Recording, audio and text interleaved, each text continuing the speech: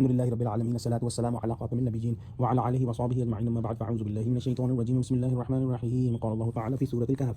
فعسى ربی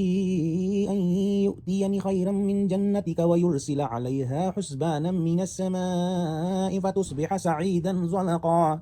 او یصبح ماؤها غورا فلن تستطیع له طلبا۔ ترجمہ: تو عجب نہیں کہ میرا پروردگار مجھے تمہارے باغ سے بہتر عطا فرمائے اور اس تمہارے باغ پر آسمان سے آفت بھیج دے تو وہ صاف میدان ہو جائے یا اس کی نہر کا پانی گہرا ہو جائے تو پھر تم اسے نہ لا سکو۔